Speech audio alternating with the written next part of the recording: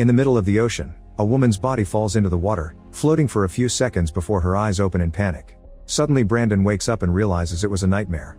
He works as a bodyguard for the governor's daughter Ava, and he's been dealing with internalized guilt since he failed to protect her mother. Brandon and Ava arrive at the airport, where Ava meets with her friends Jed and Kyle. They're going on a trip together, and the boys aren't happy that Brandon is coming too, but Ava explains her father wouldn't have let her come without security. Once they board the plane, Ava and the guys sit in the back for privacy, and Ava can't help noticing it's strange for a flight to have so few passengers. Shortly after they take off, the plane shakes a little bit, but it's considered normal. Moments later the plane starts shaking again, and the engine can be seen heating up. The pilot tells the passengers that they accidentally hit some birds and there isn't anything to worry about. However, soon the plane starts shaking again, and an engine catches on fire. At that moment the pilot asks everyone to fasten their seat belts, and as everyone starts to fear for their lives, a part of the engine breaks and flies off to hit the side of the plane, killing a passenger. The crack in the wall causes a pressure change and everything starts flying off or shaking inside the plane too, with all the bags falling off and hitting people on the head. Passengers who didn't fasten their seatbelts are pushed off their seats and thrown across the plane even when they try to hold onto other people's hands. In just a few seconds a wall blows off and creates a huge hole on the side of the plane, causing tons of people to fly away to their deaths. Brandon tries to hold onto a floating man, but the wind is too strong and the guy is blown away as well. Another guy tries to hold onto the seats, however the metal can't hold on for much longer and the few seats fall off with the guy still on them. A flight attendant tries to help a guy who is about to fall, only to end up falling with him. After losing most of its passengers, the plane starts falling at great speed and crashes into the ocean, where the water immediately starts flooding it. As Brandon is stabbed by a piece of metal, the seats are pushed forward by the impact and kill many passengers by crushing them. The plane sinks for a few minutes and eventually comes to a stop when it gets stuck on the seabed. Thanks to the plane being stuck in an angle, an airlock is formed at the back, so Ava and her friends plus flight attendant Danilo are alive. However, Kyle has a broken bone in his arm. The group stares at the water, worried about the weird noises they are hearing. Suddenly Brandon comes out, bringing Rosa and her grandmother Marty to the safe area. Marty is unconscious, so Danilo starts doing chest compressions, and after a few minutes of nothing, Marty wakes up. Then Rosa asks about her grandfather, and Brandon has to tell her and Marty that he sadly didn't make it. The group starts to panic, so Brandon immediately takes over leadership to calm everyone down. The airlock means they're safe for now, so they need to stay calm and wait for rescuers to find them. Ava checks her phone, but there's no reception under the sea. She points out there's a hole in the plane and that they should swim out, but Brandon explains their chances to survive like that are low, so they must stay and wait. Danilo informs them that the pilots must have called for help before the crash, so help should be here soon. Afterward Brandon explains they should have backup oxygen just in case. Danilo says the plane has 2 tanks in the back for emergencies, but when he checks on them he finds them empty. At that moment Marty remembers that one of the passengers had a medical oxygen tank, so Brandon volunteers to jump in to find it. Before he leaves, Marty asks him if to bring her husband's hat. Brandon dives in and swims through the corridor as he checks the passengers who died in their seats. He finds the husband's hat and takes it, not noticing something swimming by the window. Then he finds the oxygen tank and takes it as well before checking on the hole. He decides to swim further to search for anything else he can take, and to his shock, he's suddenly attacked by a shark that enters through the hole. The creature immediately bites Brandon and he struggles against it, trying his best to get it off him.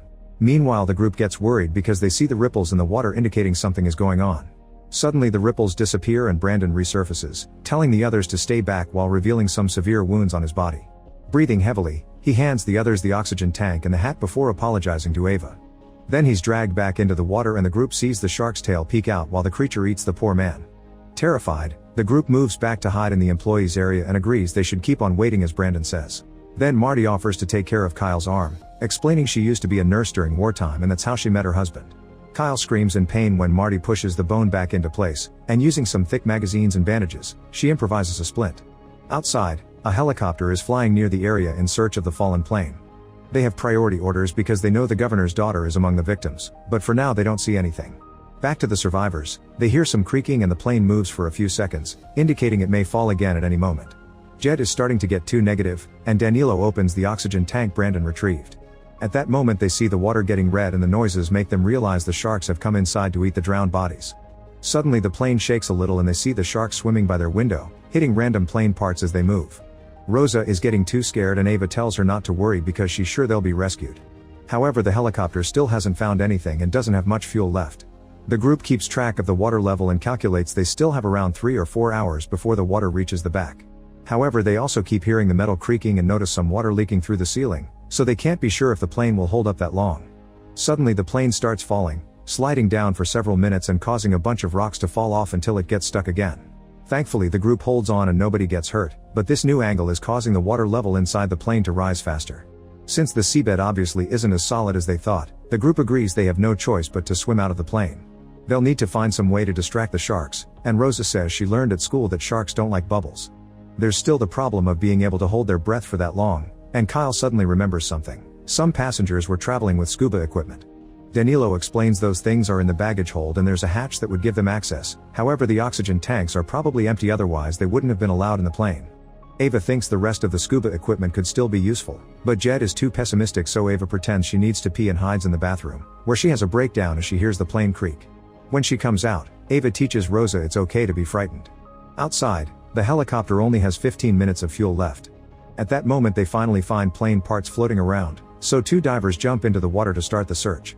It doesn't take them long to find the plane, and as soon as they come closer the group starts making gestures at the window.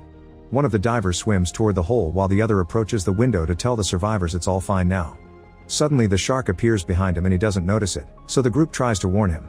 The diver turns around and finds nothing, but when he looks at the plane again, he's pulled down by the shark and killed.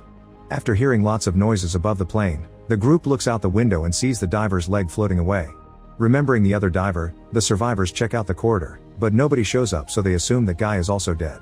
Outside, the helicopter has almost run out of fuel, so they have no choice but to leave. At least they have the coordinates and backup is already on its way. Back to the survivors, Ava points out that if the other diver is dead, they could take his oxygen tank. She looks underwater and notices a shadow, but she can't know for sure.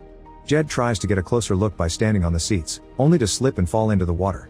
The group worries because they can't see him, but he then surfaces laughing because he had been pranking them. However, he doesn't come out in time and the shark soon finds him, catching with his toothy mouth. As Jed struggles against the shark's attack, the group comes closer to grab his arms and pull, managing to get Jed away from the shark and into safety. Unfortunately, they discover that Jed is missing a leg, so Marty makes Rosa stand behind the curtain while she takes care of the wound. Using some seatbelts, Marty makes a tourniquet to stop the bleeding, and Jed cries when he realizes he won't be able to participate in any more triathlons. Still determined to get out of there, Ava volunteers to go search for the scuba equipment. Danilo opens the hatch and they discover the baggage hold is also flooded, but Ava dives in anyway. With a flare, she looks around the area, unaware that something else is swimming behind the bags. Eventually she finds the scuba equipment, only to suddenly be startled by an octopus at the same time the flare goes out. The others begin getting worried when they see no more light, but thankfully soon Ava returns with the equipment. The group opens the bags to find diving suits and masks, but there are only 4.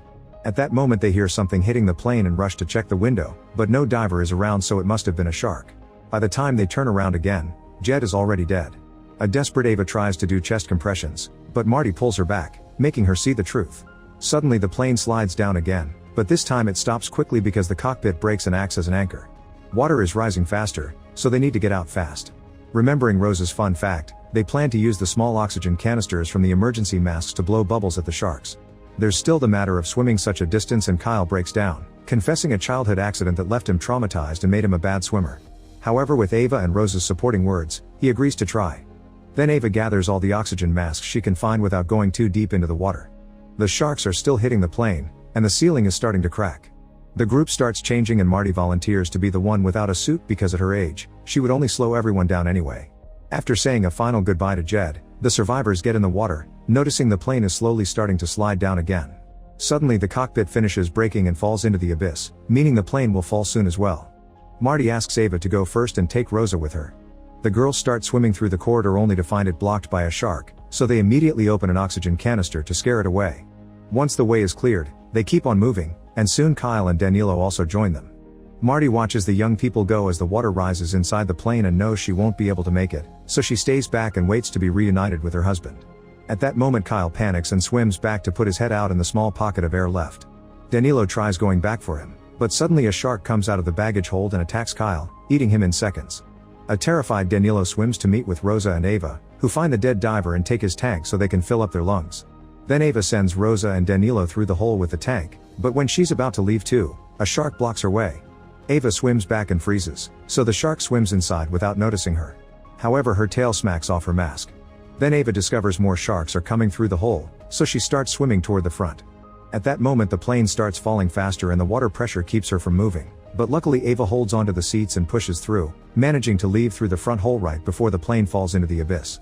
Now Ava can start swimming to the surface, however she soon runs out of air and passes out. Her body obviously stops swimming, but thankfully the floaties push her up, and as soon as she reaches the surface, she breathes and immediately wakes up.